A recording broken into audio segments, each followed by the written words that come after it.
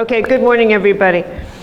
I would like to start with a little spiritual directive.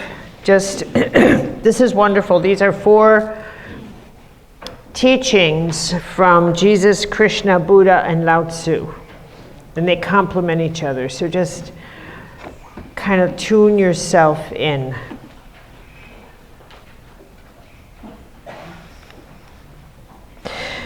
From the Gospel of Thomas, find a place of stillness within yourself. Krishna, from the Bhagavad Gita, with a quiet mind, seek harmony within yourself. From Zen, from Buddha, when the subject becomes still, objects will cease to be. From the Tao Te Ching, recognize the ultimate emptiness of things. Steady yourself in stillness and achieve inner peace. The collective message, be here in stillness. And so that's how I want to start our time together. Plus a word from Teresa of Avila. Hover over us, God. Okay. I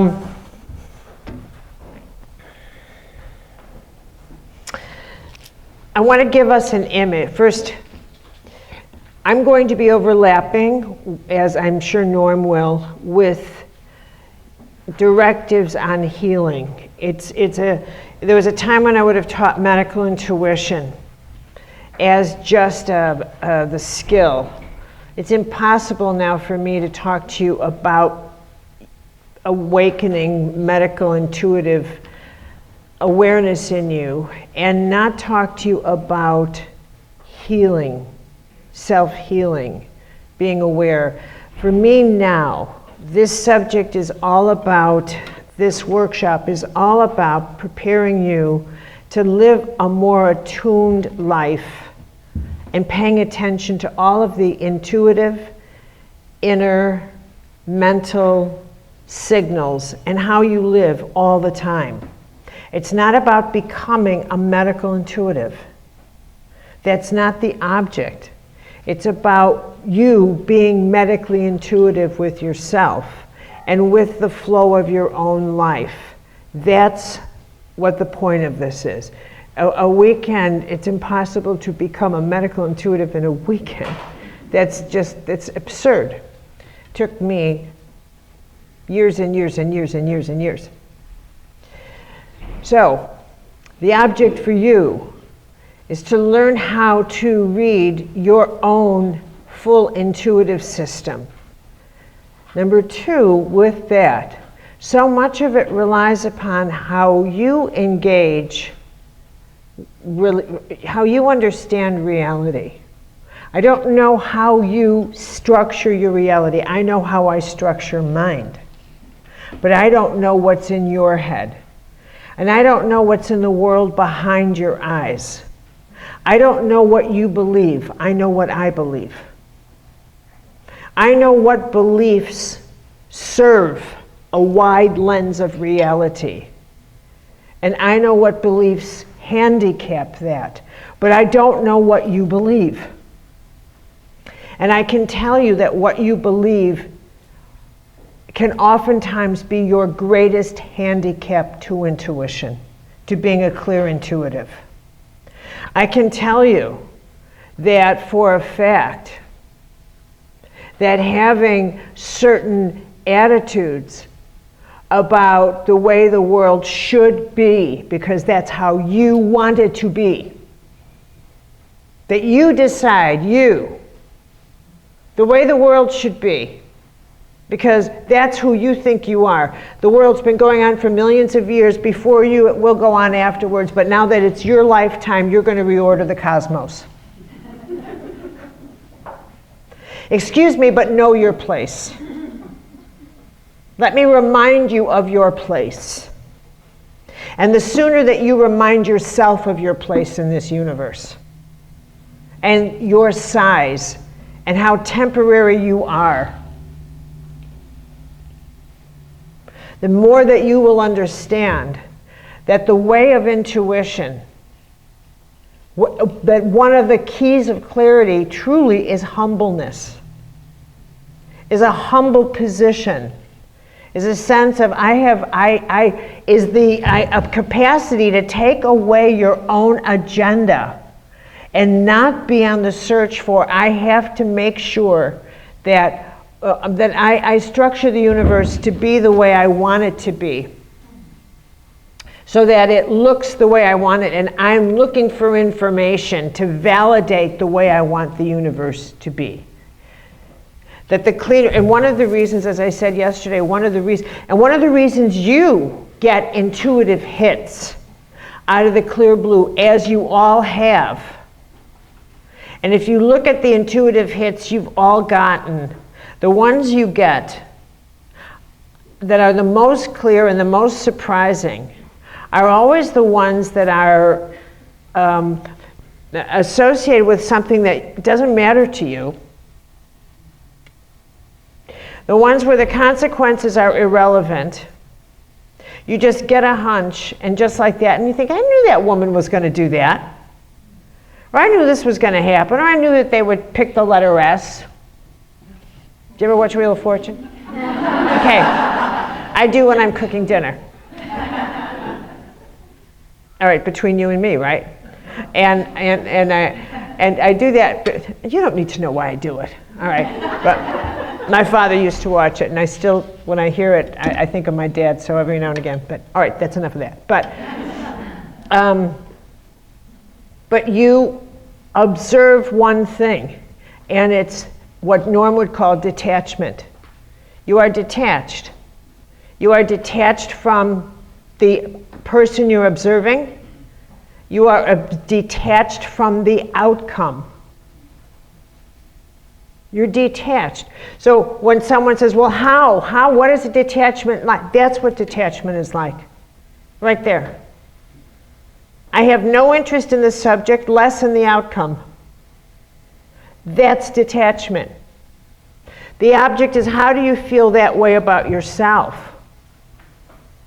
How, then Buddha would say, there's no difference between you feeling that way about a stranger, and where the stranger's looking, you go into, when I was buying my car a couple of years ago, and I'm looking at this one, and cars, I have about as much interest in cars as, as getting a root canal, just zero. And it's like this one, and when they start talking to me about cars, honest to God, I blank and I look like I'm listening, but I'm out there thinking, should I have bought that book, or what? I'm so blank. And then if he says there's a computer and it does this and you get the GPS and blah, blah, blah, he's so lost me. And then he says, well, what do you think? And I'm like, and I look like this, and I'm thinking, somebody help me. Anybody, right? And I wait, and then my eyes start watering because I think I'm having a panic attack over a Honda, right? Okay. Oh God, I still want a key. You got a car with a key? All right. And don't tell me pre-owned doesn't mean used. I'm not stupid. Okay. So, okay. Anyway. But while I was in there, I'm looking around, and I knew this person was going to take that car. It was silly, but I knew that this person would do this and this, that. It's just silly. It's like walking through the intuitive garden. I knew you'd do this, da. But if you did that, you would do the same thing. You would be able to call the shots with probably a 60% accurate. If the outcome didn't matter to you and no one was looking, you would be just as clear, because your gut instinct just automatically always is providing you with the way that we work, which is our instincts read possibility, probability, choice. And you feel it You feel it around energy fields. You feel it the moment someone makes like yesterday when Norm and when I was doing readings all the time with Norm, where I was most useful is by the time you get an illness, you don't need me. An illness is the caboose on the train. That's what doctors are for. They say, look at this, you have an illness in your body. Where I am helpful is when the illness is in the possible stage, is when it's at one of the cars right behind your engine. Or when that man, for example, was developing pancreatic cancer, I said, Norm, the man's got pancreatic cancer. It was in the possible stage moving into the probable. It had moved into probable. It was en route. Which means it was in the energy field. It was coming in. And they could have tested at that point his pancreas, but it was clear because Noam said, I tested it. And he found, I think, a hernia. Believe we found a hernia in him or something.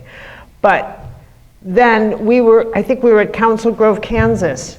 And Norm came out of the hotel room. We were attending a conference together, and he said, he has full pancreatic cancer. It just exploded.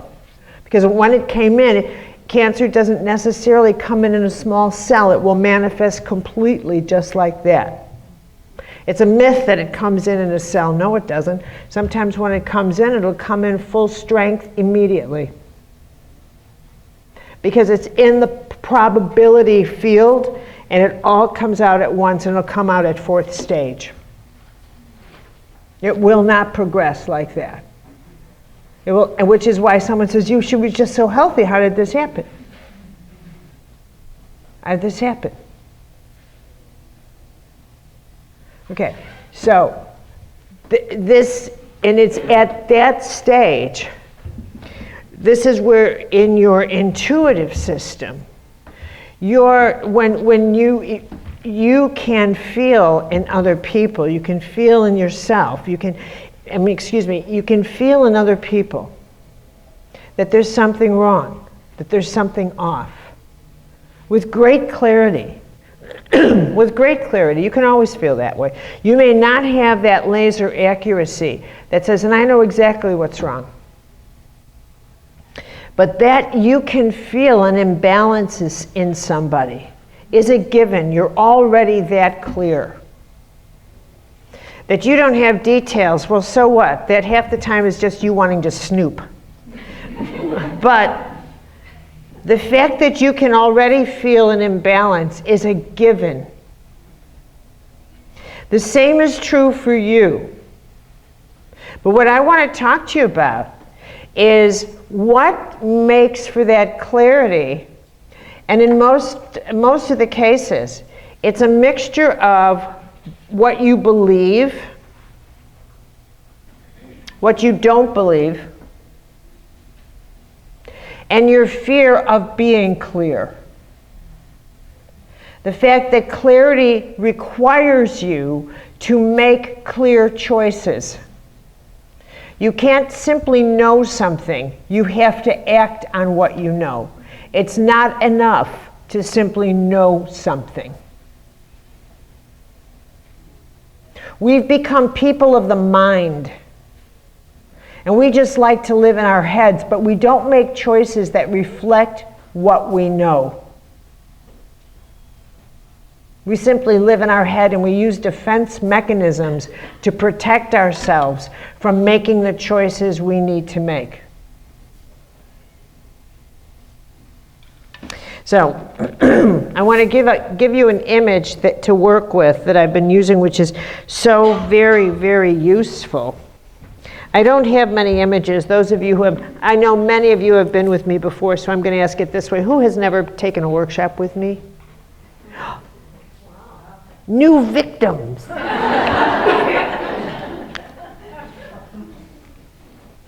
To all my old friends. Huh? Live workshop. Oh, a live workshop. Okay, so some of you have seen me on video, but I'm much cuter. Okay. Okay, So then maybe you've seen the image of, I find the simple the better, and simple always works. All right, this is you. This is you. This is the way consciousness works, and it really is the way consciousness works. Wait a minute, I put the other one in too. You know, you get your eyes lasered and you can't see a thing. Okay. These are your chakras in 3 columns. So we're going to be working with these images. Now, I love the penthouse, the building, because really this is exactly what life is like. And that we are buildings, and like buildings, once they're built, they don't go anywhere. Once you are created, you are created. And all the movement in a building is inside the building. All the movement in you is inside of you. And if you think about any building, if you're the building, every floor in you has a different view of your life. Every single floor. And if you go to any of these buildings outside, and you talk to someone who lives in one of these buildings, and you talk to the person who has an apartment on the first floor and one on the penthouse, and you say, what's your view? This one's going to say, I see the ocean, and this one says, I don't live anywhere near the ocean. And they have the same address. This one's going to say, it is loud and noisy and just a mess down here, and the traffic's awful. This one says, it's clear, the skies are blue, I see this beautiful ocean, and I see the mountains on the other side. I can't tell, I think I'm in paradise. This one says, it's jam-packed, and the world is crowded, and there's not enough. I see all these people, and there's not enough. And this one says, there's enough abundance everywhere. There's plenty of everything for everyone. The universe is enormous. At night, the stars, I see the size of this place. The cosmos is huge. This one says, it's so crowded, there'll never be enough for anybody. We have to barricade. Barricade. And another thing, I'm the one in charge down here. If I don't set the rules, who will? And this is you. All of this goes on in you. These are the floors of your building. This is all in you. And every time you move up a floor, just like in a building, it's going to cost you more money to live on the next floor. The cost of living gets more expensive, but the view from your next floor in you is so much more spectacular. But very often you might want to say, you might want to come back and say to your neighbors, you should see the view from up here. And they're going to say, why do I care about your view? Why do I care about your 6th or 7th floor view when I'm on the 2nd floor? Do you really think I want to hear about all the clear skies you see, and that you don't hear any traffic, but I do, and all the tension you get away from on your uppity floor that you get to? Why would I want to hear about that? Exactly. And you think, ooh, maybe I should be enlightened enough to know that. But I'm not. So I'm going to keep telling you about how great it is on my 6th floor. And your neighbor says, I don't want to talk to you. And then you say, I'm just losing everybody.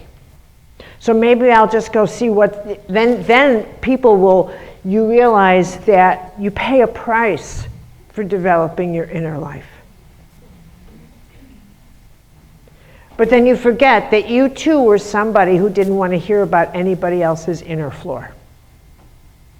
You forget that you were the same way.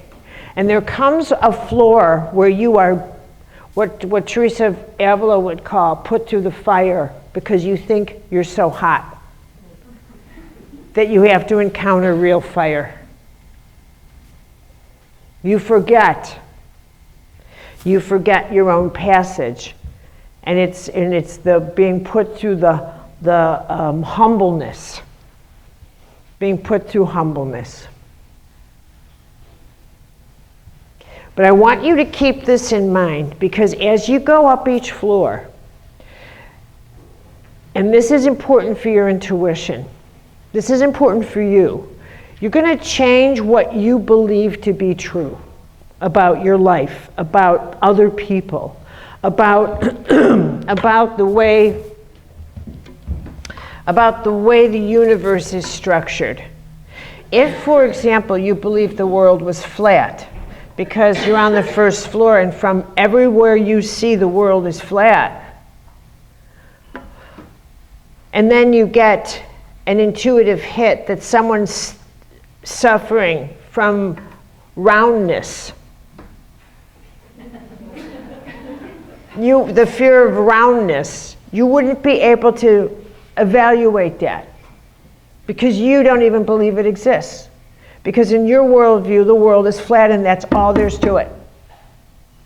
And you would have decided that anybody who has roundness in them is mentally ill or crazy.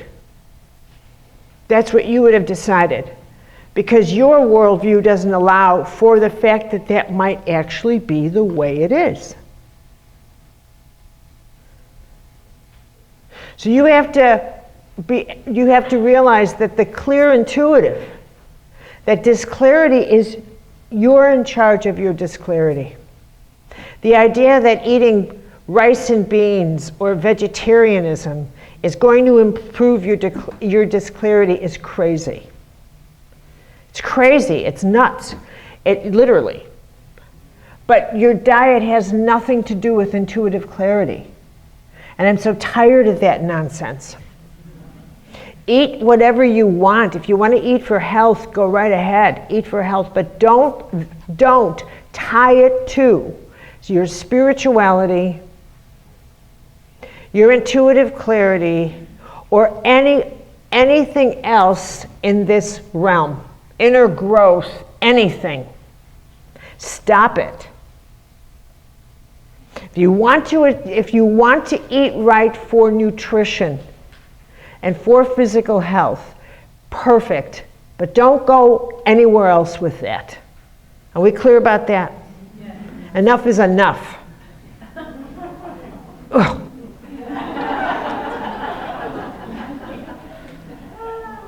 Busha. Okay. Now, another thing that is, not another thing, what is equally more, it's so important for me to mention this is that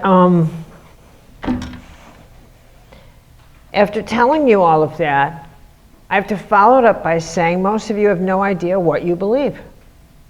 You haven't got a clue. You have not got a clue what you believe. More to the point, what you don't believe. You've never asked yourself that. You have absolutely, you have never taken an assessment on what's real for you. What is real, what is not real? What is possible, what is not possible? What is in the landscape of your interior? And here's another thing, what is the nature of good and what is the nature of evil? How does evil work in your life? How does good? What are these forces? How do they work? People have said to me, well, I don't believe in evil. Well, that's like saying, well, you get a sun with no moon, you get a yin with no yang. You come along and you dismantle the choreography of the whole universe because that's how you want it, huh?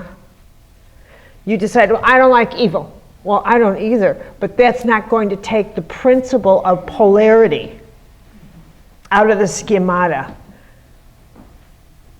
There will always be the principle of light and dark, up and down, left and right, sun and moon, positive and negative. That's how creation is. I'm not saying anything but describing the magnetics of creation. We're the only people who've ever said, I declare it's not so. Because of too much cotton candy in our brains. But it's how our inner theology is so askew in many cases, but you have to kind of ask yourself, how is it I've set up my inner? Another thing that influences intuition is what you think intuition is. How you think it works, what you think it is in itself. Many years ago, Norm and I gave a workshop, and I think it was in 1990. When was our first workshop? Was it 1990 on the farm? I would say 89. 89. Oof, wow. Norm had these big peacocks on the farm and these gorgeous birds, and they were so loud I wanted to take a gun to them. But and he blamed me because owls came down and took them. Was it owls or hawks? Owls. Owls came down and took them away, and he was, that's your fault, and I was.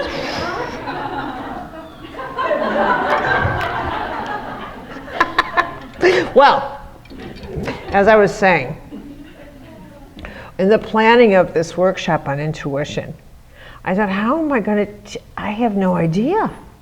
I don't know how to teach anyone intuition. I have no idea. And he says, no problem. And he says, I've got these colored glasses. And so we said they'll put on colored glasses, and I was like, oh, Jesus. But that whole workshop was very stressful for me. It was extremely stressful because I had to look at my own, what is it, And that was the beginning of my really kind of evaluating this whole intuitive intelligence versus intuitive skills. So stop calling it intuition as if it is something apart from any of your other senses.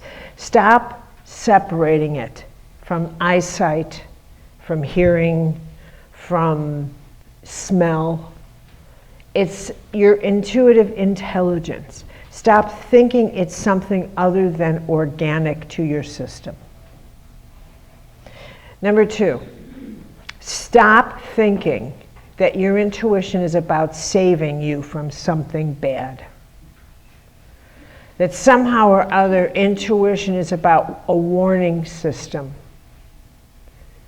That it's about somehow warning you and protecting you from losing money, or from making a wrong decision, or from being humiliated. What is wrong? What is right? I mean, in the universe, the way the non-physical world works is there's not a wrong or a right. I'm very Buddhist about this.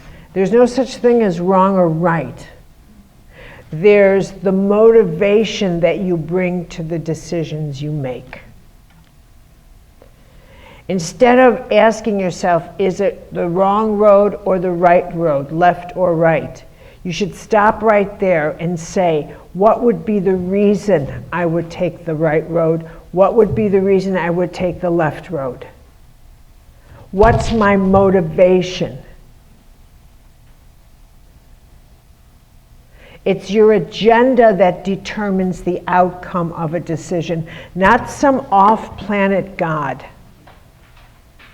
that's sitting there breathing fire and saying, that's it, I'm going to kick your little arse for that one. That's not the way creation works. This universe is a structure of laws, law and order, just like science, just like nature. So it is with choice and cause and effect. For every choice we make, we set effects in motion. As I'll talk to you about prayer later on, if you understand that, you'll understand a great deal about prayer. You can't pray your way out of choices you've already made. You simply can't. You can't ask God to undo the universe, to undo choices you've set into motion. You can't say, oops, can you please clean up my bad decisions? No. No. You are subject to the consequences of choices you made. That's it. That's law. That's law. But compassion and guidance is provided for you to help deal with the consequences of the choices you've made, so that you don't make them again. Do you see that? That's where intuition comes in.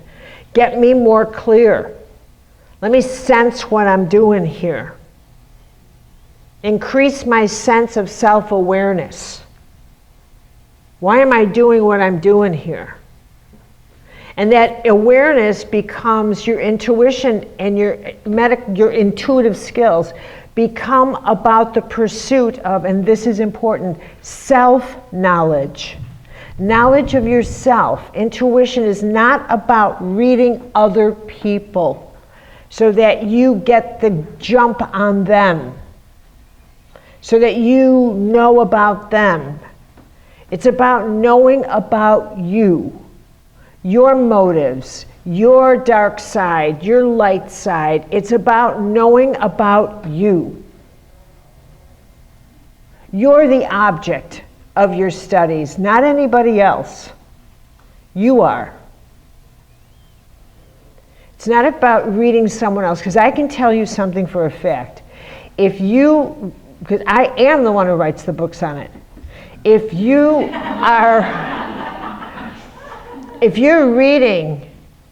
doing a reading, if you think you're going to do an intuitive reading on anybody and your reasons are contaminated, you're insecure, you have a fear of abandonment, you blah, blah, blah, blah, blah, blah.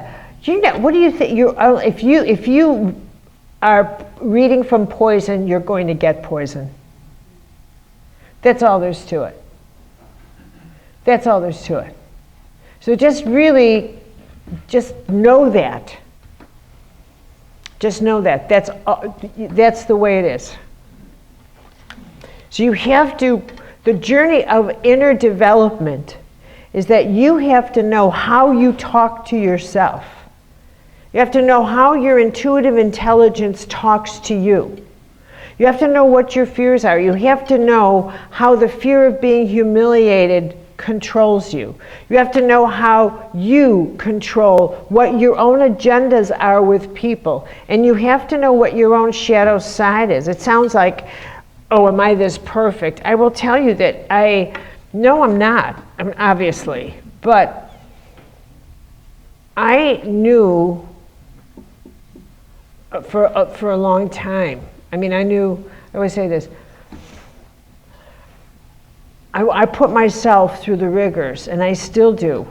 I started 18 years ago, not 18, but 18 years ago I realized I needed to even work more deeply with myself, and I found a spiritual director who's a Jungian analyst, and I meet with him every week for 2 hours like clockwork. That is my sanctuary. Because I don't believe I could further teach anybody, especially in archetypes, and Jungian in archetypes, that I could even pursue that with any integrity unless I took myself apart. And so 2 weeks, every week for 2 hours is a long journey. But I can't pursue anything with integrity with anybody unless I did that with myself and continue to do that. And the other inner work that you just can't stop being relentless with yourself. You can't stop. You just can't stop. It's not allowed. Because inner growth is something we always have to work at. Do you see what I mean? We just always do. And the object never is, perfection. Don't ever go there. The object is catch yourself faster. That's the only object. Catch yourself faster. Catch it faster. Catch it faster when you bite somebody. Catch it faster when you snap. Catch it faster when you Make yourself more inclined to go up and say to the person, are you okay? Did I step out of line? Are you okay? Because you matter to me. Okay? Catch it faster. Catch it faster when you think, I just said something that's not true. What did I do that for? Catch yourself faster. That's the object. When you blame another person, when you bask in self-pity, stop it. Catch yourself faster. Self-diagnosis. I am now drowning in self-pity. And I'm doing it by choice. Okay, here we go. I am choosing to feel sorry for myself. And I gotta own this. Now this could go I can play this one or two ways. I can let this happen and I can use the usual and rationalize it and take it the next step. Or I could say, that's enough, no more. That's it. No more of this. That's my wounded child, and I'm letting my wounded child have at it. Or I'm going to stand up to my wounded child. This is using your intuitive self. It says, I know exactly what's going on here. In order for you to be clear with anybody else, you have to be that clear with yourself. You have to know where your intuition, wait a minute, let me just get this bench here. You have to know where your intuition stops and another person starts. Do you see what I mean? That's the object of it. You have to work that clearly with yourself. Okay, now in the early days, I did not appreciate how important words were, and the role of words, and also the role of words in every single regard, in the regard of healing, in regard of constructing just words. And now I think that you can change your life with one word. Not kidding, not playing games. You can change the flow of your life with one word. For example, if I said to you, give me one word that you will never use again. I'm going to collect one word from every one of you, and that word is something you've decided you will never ever use again. I'll give you a minute to think about it. You can never use again, or anything attached to that word. So you have to give me one word. I must. Huh? Yes, I must. That's two words. I said one word.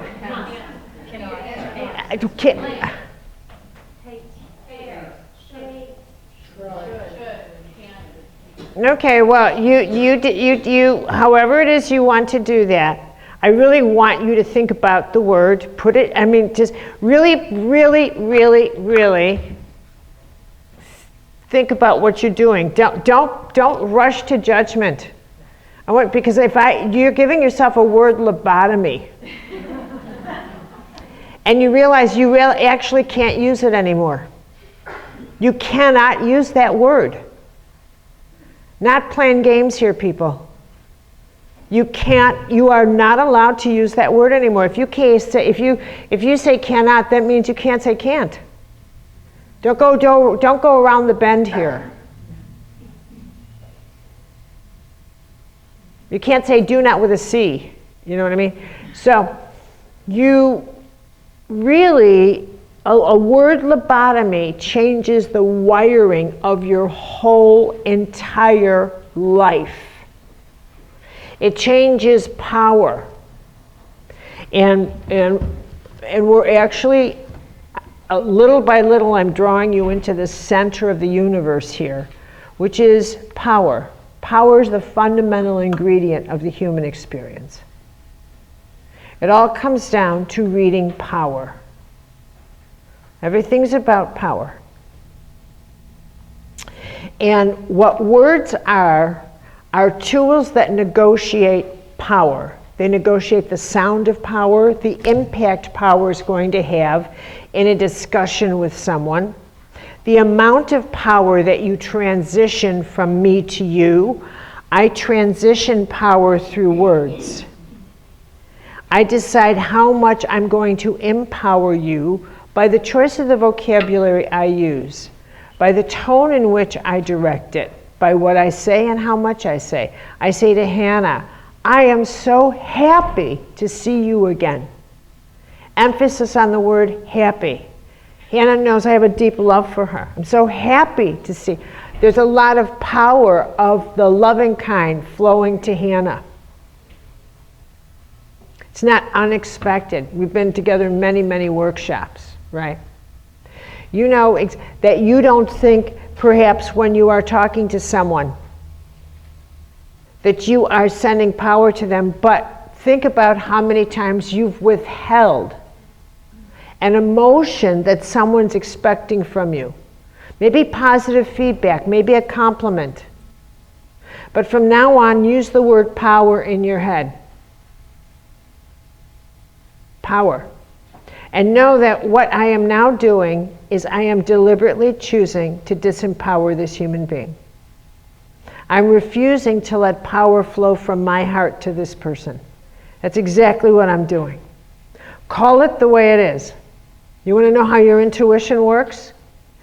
Accurately call what you're doing. I am, by choice, not empowering this person. And he's standing right in front of me, and I can feel this person asking me, would you please empower me with a compliment? Would you please say something nice to me? And I'm choosing not to do that. I am choosing it, and I have to ask myself in this moment, why would I not do that? What am I thinking?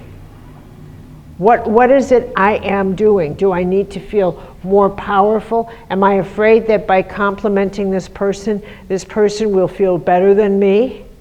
What am I doing? This is how you learn to be a medical intuitive. You put your own iron feet to the fire. Are you following me here? Yeah. And the word, you get one word, you're reading power. You're not reading a person, you're reading the flow of power between, that's all.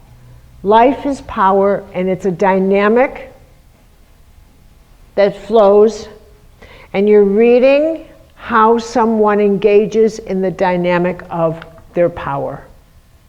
How you engage in the flow of your power. How do you engage in the flow and management of your power? What causes you to lose your power? What causes you to hemorrhage? What causes you to be magnetized by some people and causes you to feel like other times, and I'll toss it out there, how many of you, what causes you to become disempowered this fast? Where you feel like, I'm just drained. Insecurity. Well, now, what kind of insecurity? And target it. That won't ever help you. That's just a word. A word means nothing unless it's targeted. Because that's like a word fear. What does that mean? It means nothing. It's got to, this is lesson number 30. Words are useless unless they are laser specific. If I said to any one of you, the reason you're sick is fear, does that actually help you? Does not help you at all. If I said you have a fear of the shade of, no, not quite red, a little bit on the coral side with a little tinge of pink in it, and don't ever go near that color because I'll tell you what happens, you'll implode. Now you have data. You have tactile data. You go to your closet and say, oh my God, the whole thing is that color, get rid of it. Okay? You have got to be able to be that clear with yourself. You don't talk to yourself that way. It won't help you. It won't help you in any situation ever. It won't help you make decisions. It won't help you heal. It won't help you give counsel to yourself. It won't help you ever, ever, ever.